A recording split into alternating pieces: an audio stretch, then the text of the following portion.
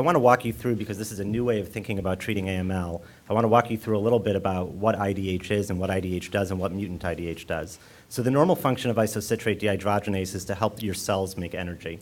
So isocitrate dehydrogenase, or IDH, converts isocitrate to alpha-ketoglutarate, and that's a normal cellular process. When you have a mutation in IDH, what ends up happening is that alpha-ketoglutarate, instead of being converted to isocitrate, instead of being converted to alpha-ketoglutarate ends up being converted to this substance called beta-hydroxyglutarate. Increased levels of beta-hydroxyglutarate end up causing what we think is epigenetic changes to the cell, which causes a block in the ability of the cell to differentiate into a normal, healthy adult neutrophil. And that's essentially what leukemia is. You get stuck at the myeloblast stage of differentiation. You get your myeloblasts accumulating, and it causes various degrees of bone marrow failure. The hypothesis is that if you can decrease the levels of 2-HG, you can release the brakes from these cells that are blocked from differentiating, and you can cause that normal differentiation program to happen. You get normal adult healthy neutrophils, and the leukemia is reversed. IDH2, so these mutations come in two flavors, IDH1 and IDH2, depending on where in the cell these enzymes are located. IDH2 mutations occur in 9% to 13% of patients with AML, and 3 to 6% of patients with myelodysplastic syndromes. And IDH1 mutations occurred in 6 to 10% of patients with AML and 3% of patients with MDS. And these numbers, since this is a sort of a new area, these numbers are constantly being updated. So this is, as we just talked about, a phase 1 first-in-man study. Just a little bit of the study background. AG221 is oral. It's given either once or twice a day in continuous 28-day cycles. The study is enrolling mutation-positive hematologic malignancies that includes relapsed or refractory AML, MDS, or untreated AML. The key outcome measures are pretty standard for a phase 1 trial. Safety and tolerability, looking at dose-limiting toxicities, looking at the maximum tolerated dose and the recommended phase 2 dose, looking at the pharmacokinetics and pharmacodynamics, and characterizing the differentiation effect of this agent. This update that we're giving, the last update was given at the meeting of the European Hematology Association.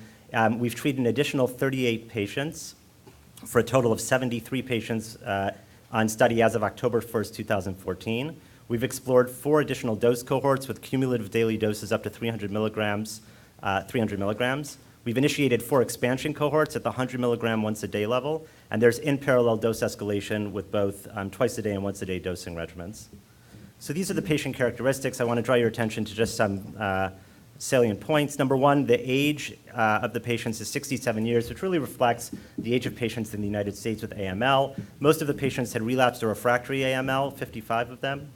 And it was a very poor risk patient population. So 18% of the patients had had a prior bone marrow transplant. There are other characteristics of the patients that make them very, very unlikely to have responded to further efforts with regular chemotherapy. In terms of the safety of the drug, it's really been extremely well tolerated to date. A maximum tolerated dose has not been reached. The most common adverse events are nausea, fever, diarrhea, and fatigue. I just want to bring your attention that these are all-cause adverse events. These are not treatment-related adverse events, and these are adverse events that you typically see in patients with acute myeloid leukemia.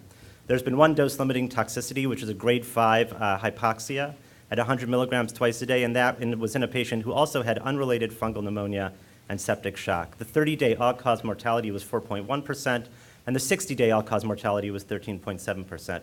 I want to draw your attention to one serious adverse event, which I think is very interesting from a scientific perspective, and that's leukocytosis. So leukocytosis is when you have an elevation in white blood cells, and we think that's part of the differentiation effect of the drug. So what happens is that as you get your drug, these myeloblasts start differentiating, the white blood cells go up, and all of these patients who had leukocytosis actually went on to achieve a complete remission or a partial remission.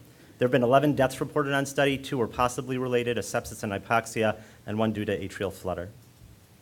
This is the best overall response by cumulative daily dose level, and I want to draw your attention to the right-hand column, which is the total column. So what you can see from this is that 15 of the patients had a complete remission or a complete remission with incomplete blood count recovery, meaning they've cleared their blasts from their bone marrow, but their platelets have not yet reached over 100,000. Their neutrophils may not have reached over 1,000 yet, but they've had a complete remission or complete remission with incomplete blood count recovery. That's 15 of the patients.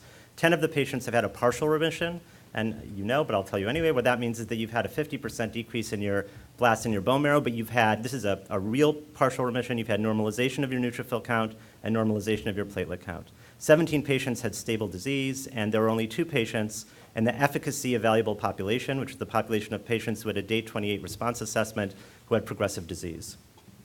For an overall response rate, if you add up the complete remissions, complete remission with incomplete count recovery and the partial remissions, of 56%.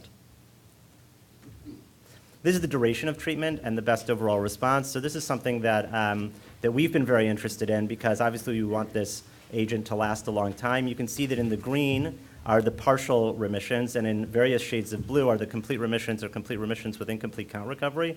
I think what's notable is that the partial remissions are staying on study for as long as you can see, as long as 9 months, and many of them have been on for as long as 6 months, and the complete remissions have been on for a fairly long time also, and it really sort of shows that at least to date the responses appear durable. In addition, what's not shown on this slide is that the stable disease patients, those patients who haven't had their blasts go up, but their blasts have sort of remained stable maybe in the 10, 11, 12% range, they also, many of them have been on treatment for as long as the patients who achieve partial remissions or complete remissions. So in conclusion, AG221 is well tolerated in patients with advanced hematologic malignancies. The inhibition of beta-hydroxybutyrate is greater than 90% in patients with an IDH2 R140 mutation. Consistent with the preclinical models, we're seeing clear evidence of myeloblast differentiation and those myeloblasts turning into healthy adult neutrophils. The overall response rate is 56%, including 6 complete remissions, and the remissions appear durable to date. Dose expansion is continuing, and there are the 4 expansion cohorts that we talked about. And we think that these data provide continued validation of mutant IDH2 as a therapeutic target in AML and myelodysplastic syndromes.